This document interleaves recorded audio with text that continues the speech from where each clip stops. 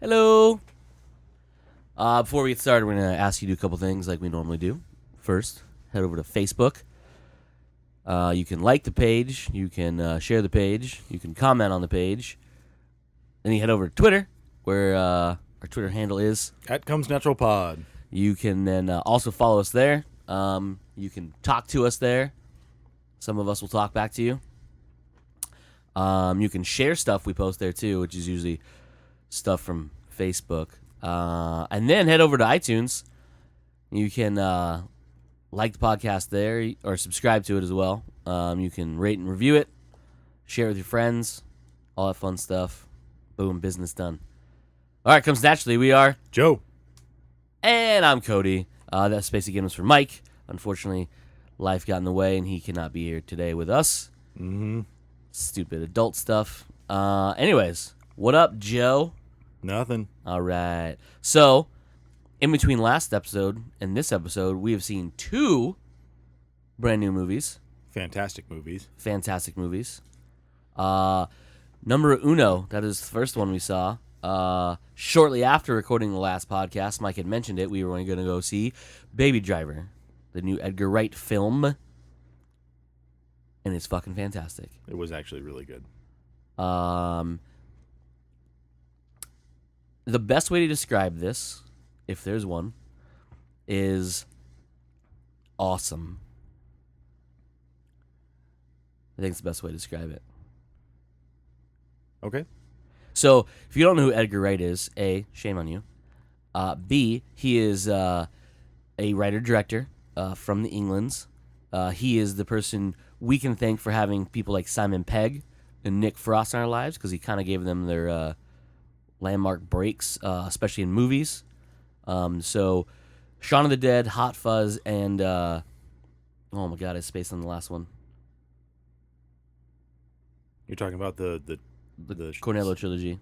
it's that pub one. Yeah, what's that one called? Why can't I think of it right now? The pub at the end of the world, or Jesus. I literally just thought about this too. It's fucking terrible. I swear it was something like that.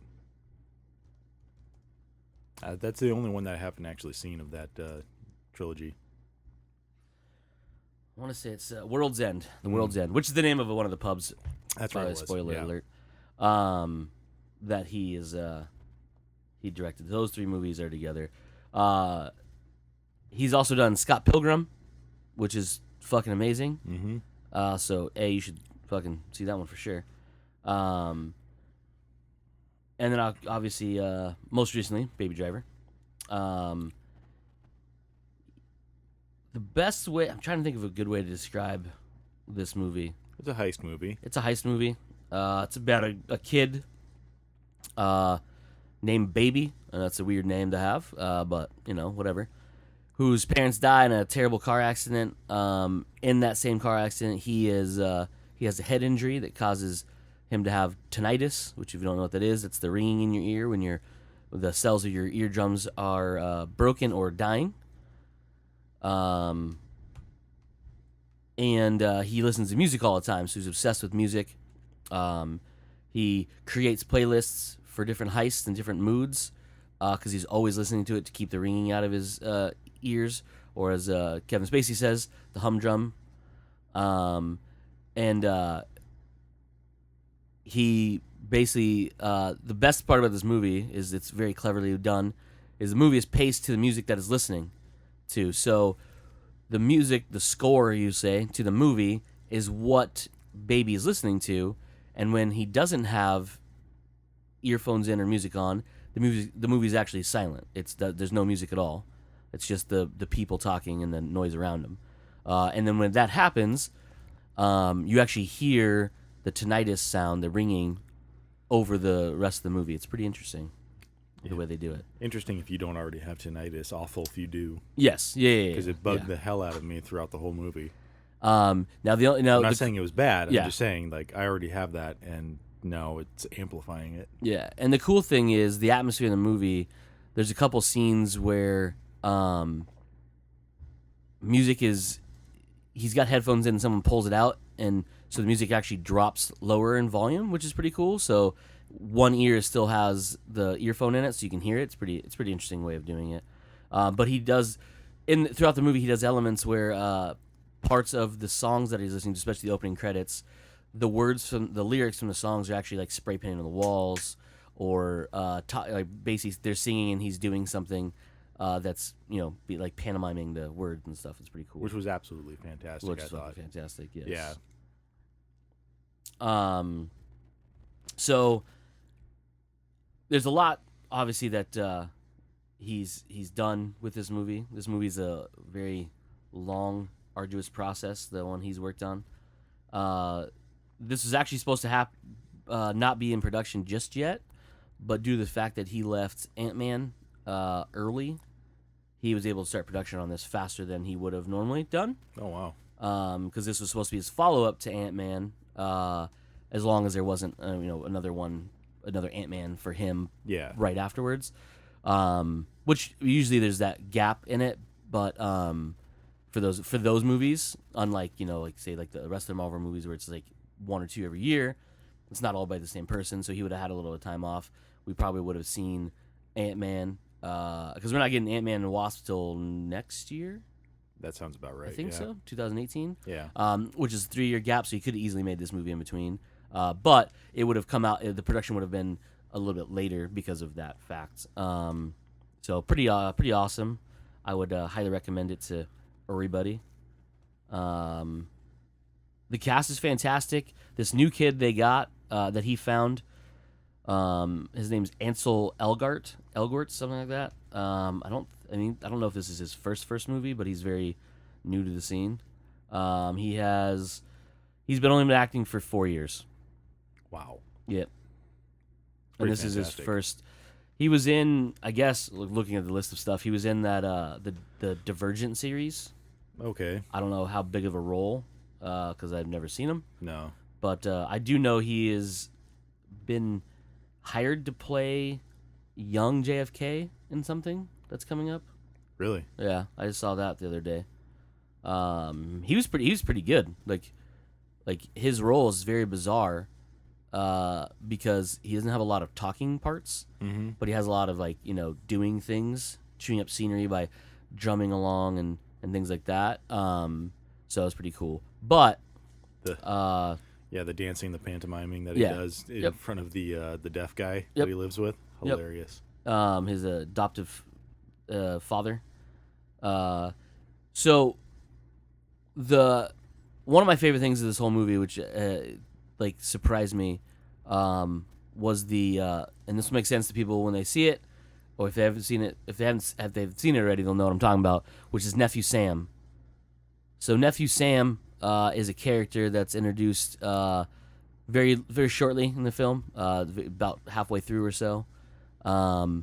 He is the nephew in the movie. He's the nephew of Kevin Spacey's character, and he's used as a piece to make baby blend in while doing some casing of a joint, as they say. And he's fantastic. When you see it, you'll understand what I mean. I don't want to spoil it for you because it's hilarious. But that little kid is a goddamn gold mine. I don't know where they found that kid, but man, that shit was hilarious. Yeah, he was. Yeah. And he was just recently, it was yesterday or something, Edgar Wright even tweeted that he'd love to do a spin-off with just Nephew Sam. So I don't know how that would work. But fuck it. I mean, let's do this. You know what I mean? Yeah. That kid was hilarious. Yeah. So I mean, John Hamm was fucking awesome in this movie. Oh yeah. I like him in pretty much everything I've seen him in. I think. He was kind of funny, but had this weird. I don't really know because you don't really know about the characters. I mean, for the most part, they all go by nicknames, including Kevin Spacey's character. Mm-hmm. So you never really know names or know who they are. And there's a part where Jamie Foxx's character, Buddy, or not Buddy, Bats. Buddy is John Hamm's character. Yeah. Bats tries to say that he knows who he is and break down his history for him. And there's a part where you think it might be true, and later on, there's no fucking way that's true for what he does. No.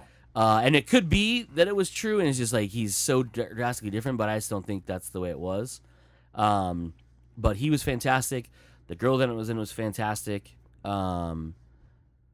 Whose name is You're something. talking about the John Hamm's wife or girlfriend or whoever she was? Yeah, her name was Monica, right? Or Darling?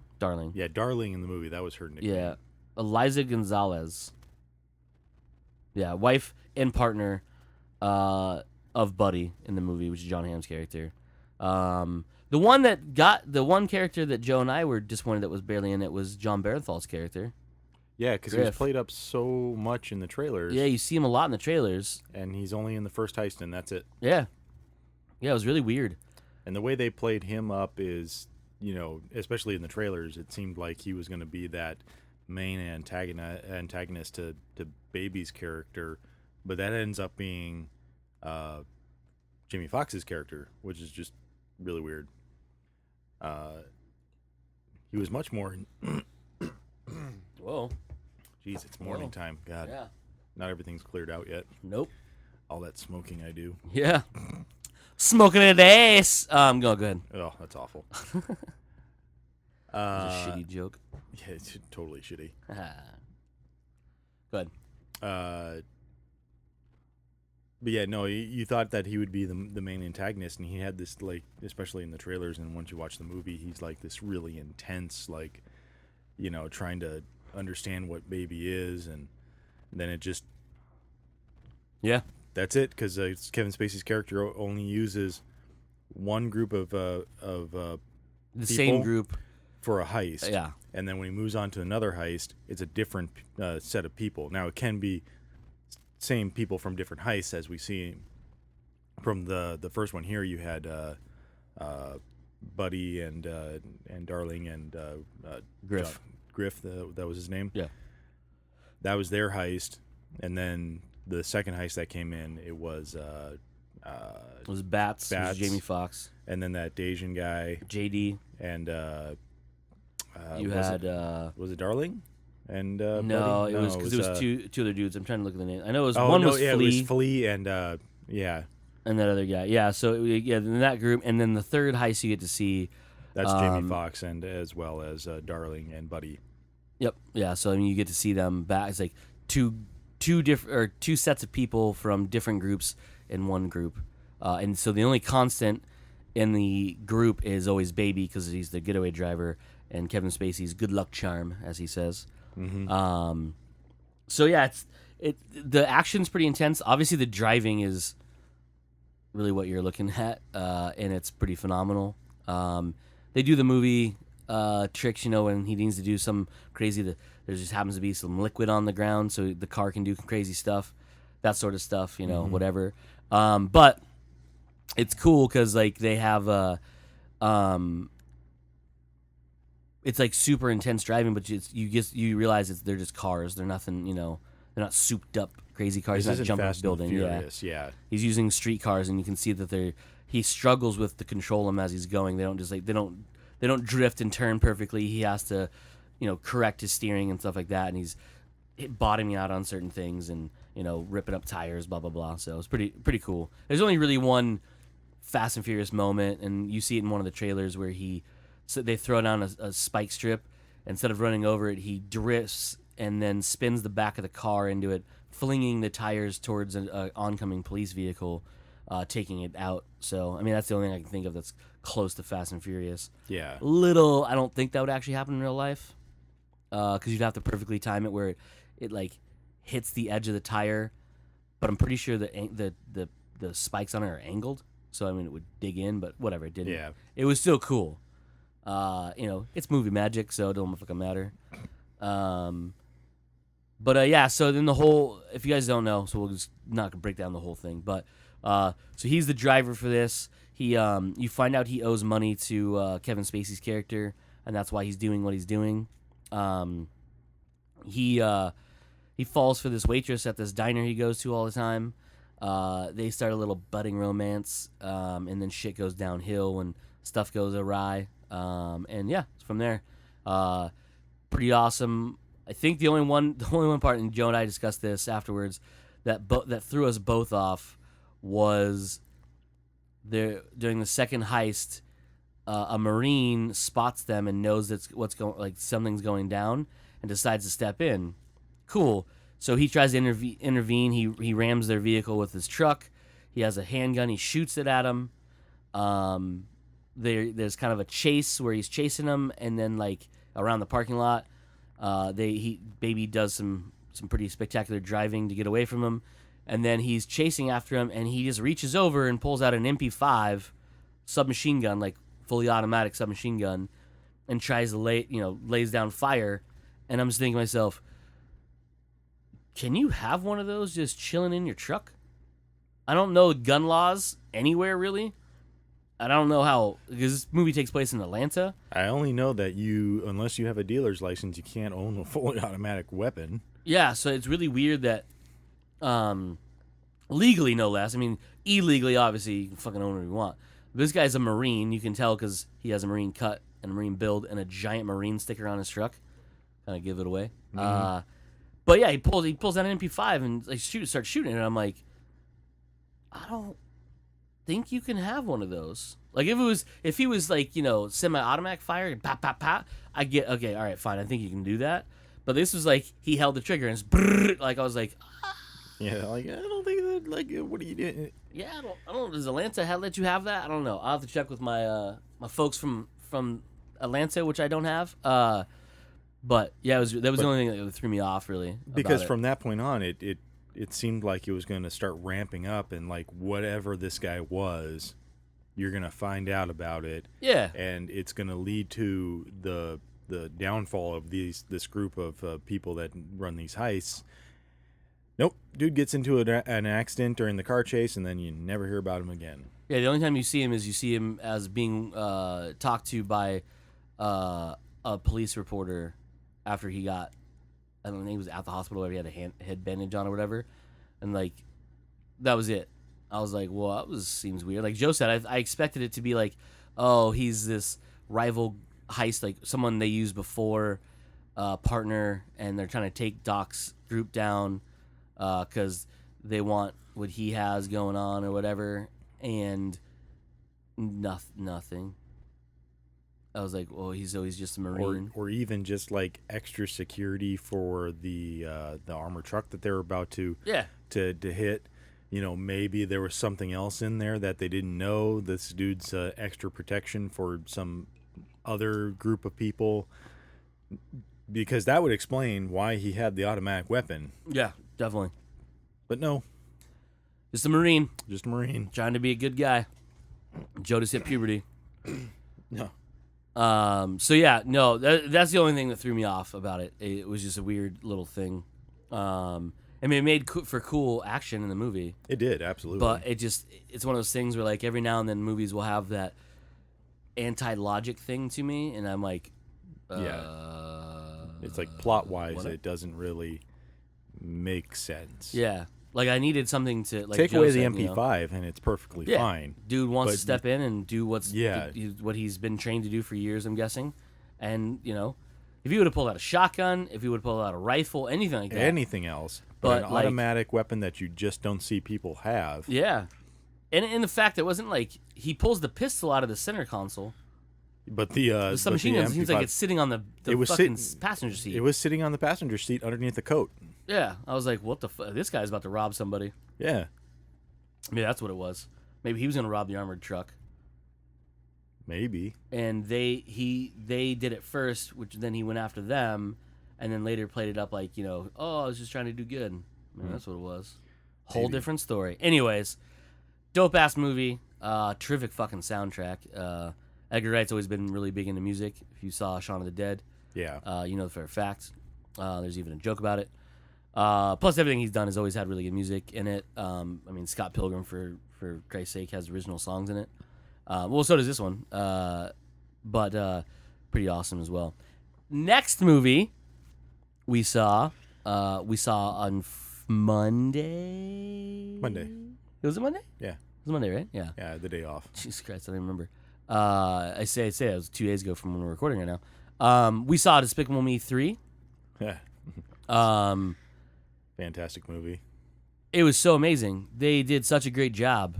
I've enjoyed all of them. including the Minions movie.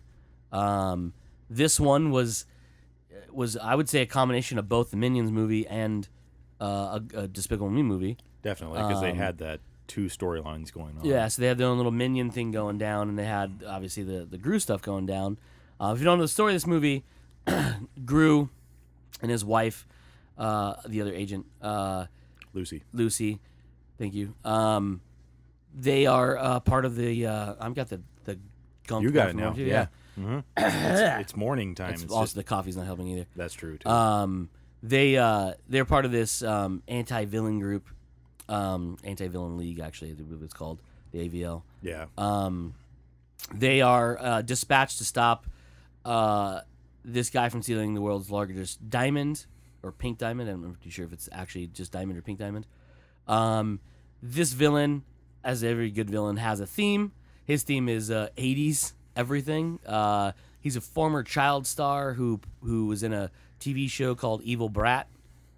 And it got canceled because it ran for a bunch of years, but puberty hit and he became not a child anymore and became, zit-faced and shadow of a mustache and basically an adult, young adult trying to play, an innocent kid. So it was canceled. He holds a grudge, and then starts to believe that he could be the villain he was in the show, but obviously in real life. So just like in any high quality movie, he somehow makes miraculous science fiction weapons that were in the show come to real life and are usable. It's pretty awesome. He has a Robbie the Robot knockoff sidekick that was in the show as well as in the real life. Mm-hmm. And everything in his life, Jesus, everything in his life is themed after the 80s. That was weird. It just came out of nowhere. So all he listens to is 80s music, which obviously made me happy. He still dresses like he does in there with the shoulder pads and the ridiculous outfit. He's got the mullet flat top, so it's like a tall kid and play type flat top with a mullet, and he's balding. He's got the bald spot on the back. Oh my god. And all of his, he does like dance fights. He themes all of his heists after one of the TV shows. Go ahead, you're saying something. Oh, he's got the keytar. Yep, the keytar. As one of his weapons, which was fantastic. Yep. And then like his main weapon is like this ever expanding bubble gum, which traps people and inflates by itself. It's pretty amazing. Not to ruin it for you, but if you've seen the trailers, I'm not going to ruin anything for you. Gru and Lucy end up getting fired because he gets away. Now they're able to recover the diamond. They get the diamond, but he gets away, so they get fired and this by is the new like boss. the umpteenth time that yes, they've been able to probably stop his heist, but they haven't been able to capture him. Yep. And with the new change in leadership at the AVL, they're just immediately fired. Yeah, so Gru goes, gets depressed, gets approached by a gentleman stating that Gru has a twin brother that wants to meet him. Drew, cleverly named. Right. He doesn't believe it. Goes talks to his mom. His mom tells him the truth. Says that he does have a twin brother, and when her and his dad decided to divorce right after they were born, they each chose a child. She was disappointed because she got Gru, and then the dad got Drew.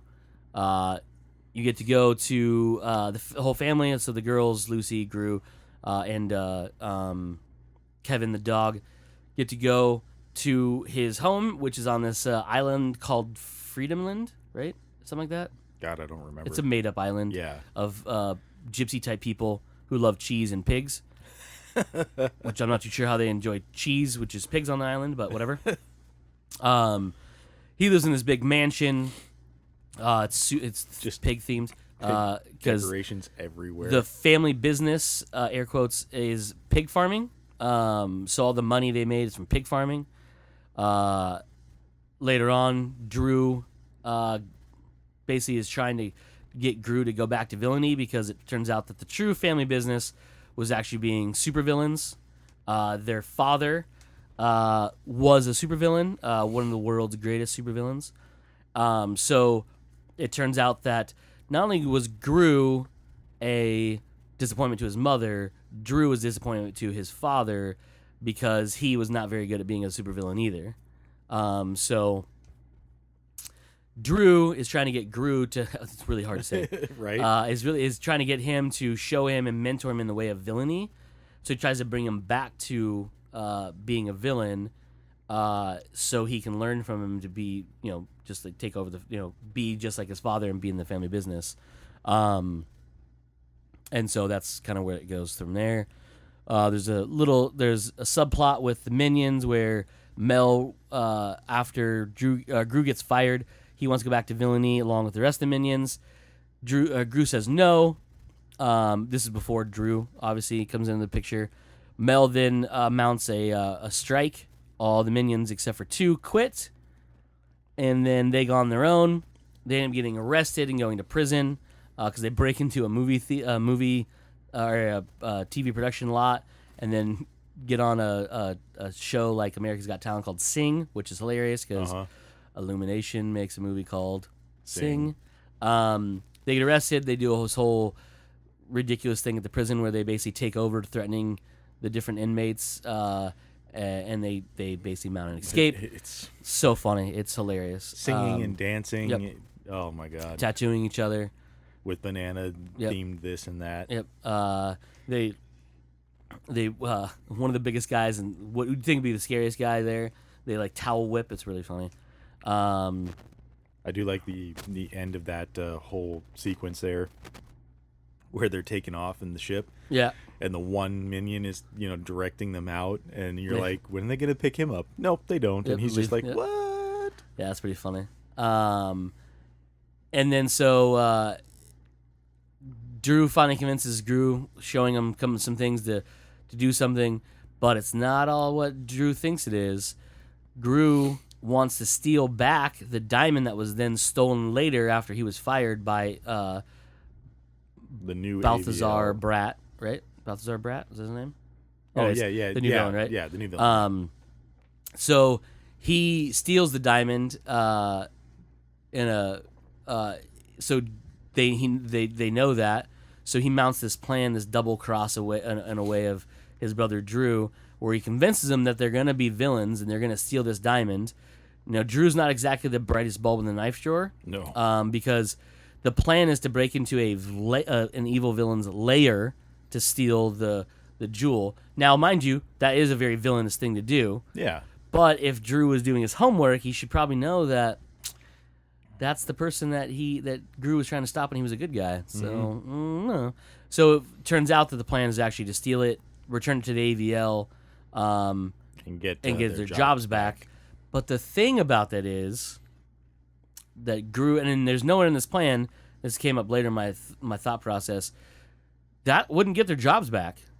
In the fictional world, it would. No, because they stopped the diamond from being stolen the first time. But they still captured him this time. No, because remember they didn't in the fantasy. In the fantasy, they stole it, gave it back, and they said, "Oh, welcome back." Yeah. Yeah, that would have got their jobs back. Yeah. But later that's on, what ends up happening. yes, it later ends happening is they get both back, securing their jobs and blah blah blah. But yeah, there's some really funny stuff that goes on. The girls have a little fun by themselves. Trying to find real unicorns. Real unicorns. That's when Lucky comes into the family. He is a one-horned billy goat. Cute little adorable fluffy white one-horned billy goat. It's just really funny, the whole thing. Especially the fact that the big scary bartender believes in unicorns. Did you notice during that scene, like he always keeps his right eye closed, but there's a second where he's explaining to the little girl about the unicorns where he closes his left eye and he's using his right eye. Oh, I didn't see it, no. And then he goes back to closing his right eye. It was like, watch it again. What? Yeah. So yeah, that was it was pretty fucking hilarious. Like they nailed the 80s thing perfectly, which won't land with kids but for us 80s babies who grew up with it, you'll love it because the music, he themes all of his stuff to the music and stuff. So he's always dancing and all that fun stuff. It's really funny. From beginning to end, this is probably, especially out of the Despicable Me universe, he's probably my favorite villain. Yeah. Oh, he's fantastic. He's so outlandish, but like ridiculous in his own way, but perfect. Yeah. Like it's just it's and just the little nods, like, because you have a lot of over the top 80s nostalgic stuff, but little nods here and there that you get when he calls upon his little toys. Yep. And they're known as the Brat Pack. Yep. Which obviously, if you don't know, is the group of actors that from I wanted to say Breakfast at Tiffany's. That's not it. It's Breakfast Club. Breakfast Club. Yeah, those actors St. were known Elmo's Fire. as the St. Elmo's Fire. They were known as the Brat Pack. Obviously, they were known as the Brat Pack. The Brat Pack. Rat Pack was. Sorry, yeah, gotcha. Yeah, Frank Sinatra's group. Yeah, it's a whole different ballgame. Obviously, the Michael Jackson song at the beginning. Yep. Bad when he's just dancing around. Yeah. And then the show. Yeah. From the 80s in the whatever it was called. So in the beginning of the movie, breaks down who he is, who Balthazar Brat is, and how he was this former child star, and they show clips of the show that he was on, and talking about it, and they show the evolution of him as a child actor, and when he got fired from it and all that fun stuff. Later on, one of my favorite things is when he rewatches the episode that he's basing his new plan after, his new villainy scheme. In the show, Evil Brat the Kid builds this giant robot he's going to use to wreck Hollywood. And he's going to basically shoot a bunch of his expanding bubblegum around one area, use a laser beam that shoots out of the crown on top of the robot, drill it down so a section of Hollywood floats into space. Well, in the show, which is in the world of Despicable Me, is live action. So when it comes to a part where the giant robot's walking around the city, it's like they do with Power Rangers and stuff, where it's obviously a dude inside of a shitty costume, walking around on a miniature set, and so you see the human eyes behind it, and the robot's supposed to look like Brat himself. So he's got the chubby cherub face and the jumpsuit with the shoulder pads and all that fun stuff. So you see it, and it's super awesome because you have the kid Brat himself inside the control booth, air quotes, playing with all the controls, doing the things it's supposed to, and then a guy in a shitty suit walking around. It's super awesome to do. It's just it's easily one of those things where that's what would have happened on one of those shows, because it did happen that way on those shows back in the day. Early Power Rangers is what I would refer to you to when the Megazord turns into the Megazord. You can clearly see it's a dude in spandex with plastic blocks of the Zord parts on him. Yeah. You know, it's exactly what it was. You can see the segments and they bobble around, and you can see his eyes inside. It's just super hilarious. Made me laugh a lot because I'm like, oh, it's fucking perfect. But I'll say this, and we discussed this at dinner afterwards. The animation and the graphics in this shit is getting unreal. Definitely. There's parts of it I literally thought were human beings. Yeah. And if you know the Despicable Me world, everything is characterized. Everyone's bigger than they should be. Their heads are not proportionate. The little girls, their heads are essentially ginormous. Mm-hmm. Kevin, which is Gru's dog. Literally just a mouth with eyes. Literally just a giant face with a tiny little body and legs and shit. It doesn't make any sense for any living creature to look like that. But yet he does. And then their boss, the former boss of the AVL, is essentially a caution cone of a human being. Yeah. He's got a fat bulbous body, and this goes up to a no neck thing into a head, The curator. Yeah. Oh my God. It was so funny when he came in. I mean, obviously it was. It was a very Yeah. Yeah, it's just fucking just giant. He's basically looks like a huge fat Donald Trump. Yeah. Made me laugh a lot. Yeah. Even Gru and his brother Drew are the same way. They have these tiny little legs, little waist, and like these big upper bodies. But like I mean, they're disproportionate by far. But the aesthetics and the detail they throw in, like the pigs have fine hair. If you guys don't know, pigs have hair. Yep. It's one of the reasons they're such cleanly animals because of it. But you can see that on the pigs. At one point, after Gru gets fired, he's sitting, and the minions leave him. He's sitting in one of his many secret lair areas, and he's sitting on a missile, which is hilarious. He's just sitting there hammering away on shit, and he's super depressed. And he's sitting there, and you see his hand dangling from. He's sitting down. His hands or his arms are rested on his knees, and his hands are dangling, and you can see that they put in real joints and how a hand would lay if you were to dangle it, where the fingers just aren't straight. They actually have bends where the knuckles are, and I was just like, why do they have human hands? Like, why are they using real humans in a CG movie? And you're like, Jesus Christ, it looks so real. Like, it's so lifelike. Yeah, there were definitely parts where they have like a very tight shot on like a hand or something, and I'm sitting there thinking, why are they doing what Wall-E did? You know, they put actual characters, actors into it and stuff, and then they pan out, and you're like, no, that's still CG. Yeah, it's that fucking is nuts. way too fucking good. Yeah. No. Yeah, I mean, it even down to, like, little things, like if you watch it, the water, the way it reacts on stuff, like clothes gets wet and it changes colors. Mm-hmm. There's a part where Drew and Gru go, they're on their first kind of outing as Drew's trying to convince him to be bad again, and they go into water, and then they come out of the water in the little super awesome car thing, and they're drying their clothes, and Gru finally agrees to be a villain again, and then Drew splashes him, and you can see their clothes get wet and change color and become like on Drew, he's wearing just an undershirt, and it starts to become opaque, and you can see his skin. Yeah. It was fucking weird. And then even that part where they're sitting on the beach, and when Drew sits down, you can see the deformation of the sands. Yeah. And then Gru moves his feet, and there's a track in it where the sand's actually being moved by their physical being. And I was like, this is insane. Yeah. And the water's lapping up against the beach and changing the color of the sand as the water seeps in and then goes out of it, and it fades out. It's so crazy. Mm-hmm. I was like, that is so emphasized, I think. Yeah. Like, if you watch Pixar movies, they've gotten drastically better. Now, they do the same thing. They still characterize a lot of their characters and the way they look. We'll use Coco. We saw the trailer for Coco. Yeah. Which is the new Disney Pixar movie.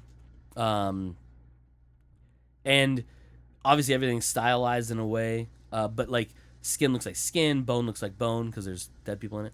The dog, for example, you see his fur, the petals. It looks very real.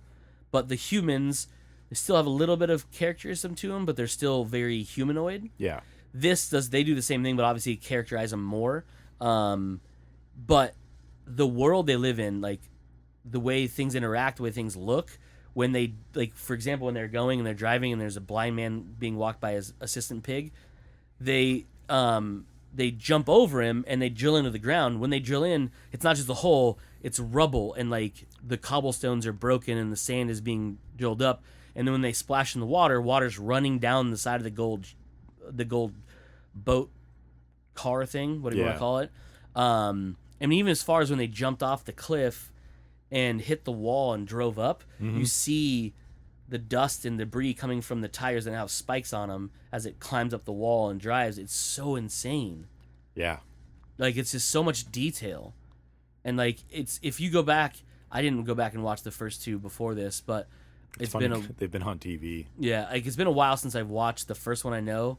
Actually, I think it's been a while since I watched the second one. I think the last time I watched the second one is when it came out on digital, and I bought it and I was rewatching it. I think with Clint. They've been the graphics have gotten better, but this is leaps and bounds. Like, I haven't seen Sing yet.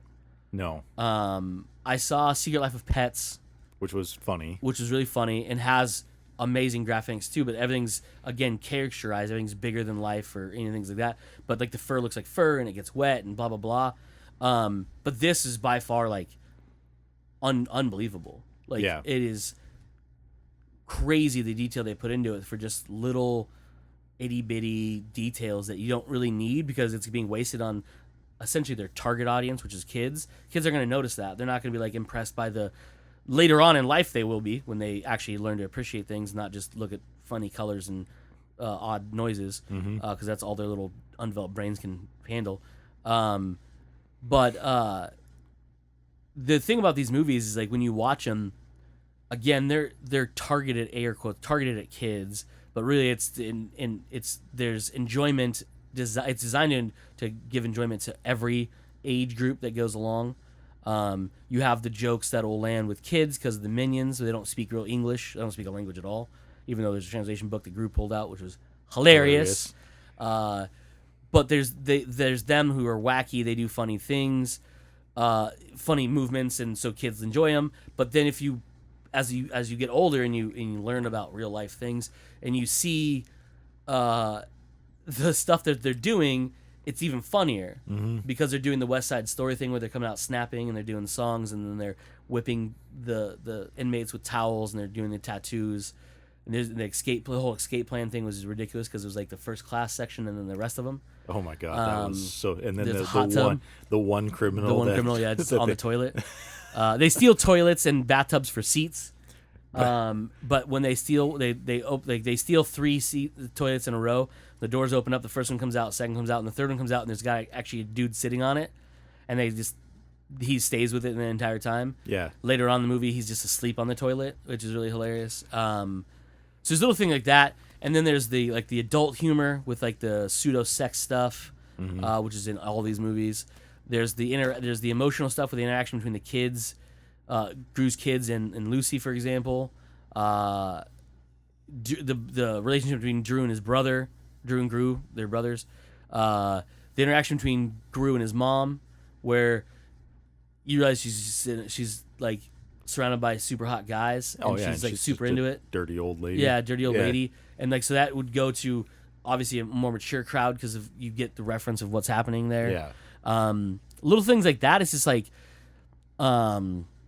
it's obviously, like I said, it's lost on kids, but it's designed to entertain all. So when adults go to see it, hopefully they enjoy it. So that's why they also want to go see the new movie. So they take their kids, and obviously, when did the first one come out? Jeez, I don't know. Let's find out. Had to have been like early thousands. Yeah, it was probably, let's see, 2010, 7 years ago. Oh, wow. 7 years ago, I guarantee you some of those kids that were in the theater we were in weren't born yet. Oh. Yeah. So they grew up with them, but they didn't watch the first one, and then 7 years later watch the third one, fourth movie, if you count the Minions movie. Yeah. Which is technically a prequel, so it was before. Anyway, it doesn't matter. Yeah. So there's that aspect where they get to grow up in it. So if they were of the right age when it came out, 7 years later, essentially they would be technically adults, around that, teenager to adult range, 18, 19 years old. They would have more of an appreciation for it, and so they kind of grew up with them, and they would do that. Now, again, I don't know if they'd really appreciate the technical acumen of the movies, like the graphics and the special effects and blah, blah, blah, but the story-wise and the jokes they can go through. Now, with this one, like I said earlier, the whole 80s theme, that resonates with a much older crowd, the 35 to...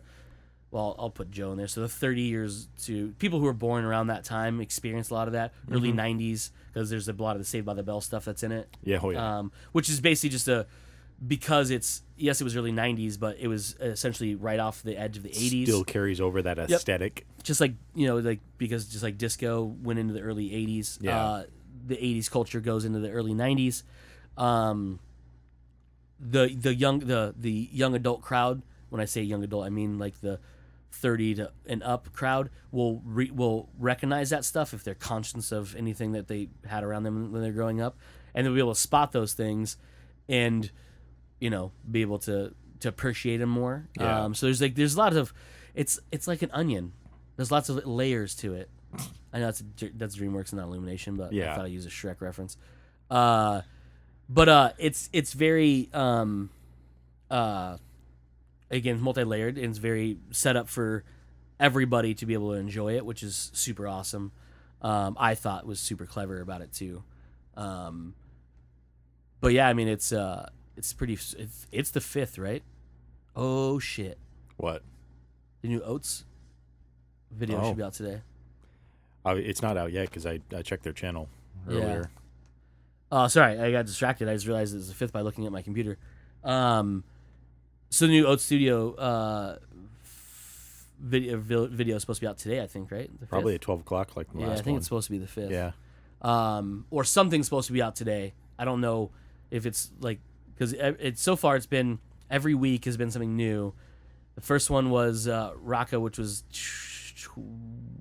24 minutes. Something like that, yeah. Then the second Cooking one with was- Bill, which is like only like 2 or 3 minutes long. Right, because it was supposed to be just an infomercial. Yeah, and then the third one, Firebase, was a good like 20-something minutes long. Yeah. And this new one, I'm going to guess, is probably going to be a shorter one as well. But I believe that's supposed to be out today. And then next week is supposed to be another one too. So I don't know why that just spawned on my head because it said the 5th. Those bastards didn't send me an email Not yet. because I subscribed to it. Well, Yeah. I mean, when they did Raka, I got an email the previous day saying, hey, this is going to be out tomorrow. Oh, it's true, yeah. If I recall right, didn't say what time it was going to be out. I thought I just saw a picture from it on their Facebook page. I could be wrong, though. I might be mixing my infos. Well, let's find out. I did get an email from, what's the Panel Syndicate? Oh, yeah, about the new comic? Yeah, that Brian K. Bond's doing? Yep. I didn't know about that. Yeah. It's another thing I'm going to have to go through and read. Zygote. Oh, I'm sorry. Zygote is the 12th. My bad. Oh, next week. Yep. Is that Wednesday next week? Or is Yeah, it? Wednesday, July 12th. Okay. Sorry. So not the 5th, the 12th. That's the one with Dakota Fanning in it. That's the one where she's in the hallway. Oh, we're going to get to see that one. Yep. Oh, that's badass. It's called Zygote, which is fucking terrifying. I mean, that thing that they're fighting after started off as a zygote, which is a that itty bitty sperm most of a egg. baby. Yeah. So next Tuesday, the 12th. Sorry about that false information. The guys who were watching this 2 days later. It's not out, so don't go looking for it because it's not out at all. Yeah, I think that's all I really have. Yeah. We didn't see any new trailers, did we? For Despicable Me or Baby Driver? No. No, because I'd seen Coco before. Yeah, no, nothing new. No. Obviously, if you guys don't know, pretty big release this Friday. The day this comes out will be Spider-Man: Homecoming. Yep. If all goes to plan, Joseph and I will be watching it as soon as we enter San Diego on Friday. Yeah. Because we're driving into California for a concert in Disneyland. Yeah. If you guys know, Disneyland's not in San Diego. That's in Anaheim No. still. But we're going into San Diego for a concert, hopefully to watch Spider-Man: Homecoming beforehand, and then driving up to Disneyland the next day as a little fun adventure. Getting to ride the new Guardians of the Galaxy Yeah. ride. So that'll be a thing we can talk about next week and stuff. It's hilarious. Told my niece that my niece is like 9 years old. Told her that I was going to go to that ride, and she's like, call me right after. She wants to know how it is. It's like, okay, calm down, girl. Okay, all right. All right. So, yeah. I think that's all I got for this week. Yeah. Yeah, I think that's it. So, yeah. It's a wrap for this week's episode. As Mike liked to say, nice and short, even though it's, more than 30 minutes, but less than an hour. So, it falls in that range. We had time constraints today. Yeah, so. time constraints, life and shit. Yeah. Anyways, so that's it for this week's episode of Comes Naturally. We are Joe? And I'm Cody. And as usual, you fuckers just came naturally. Later. Yeah.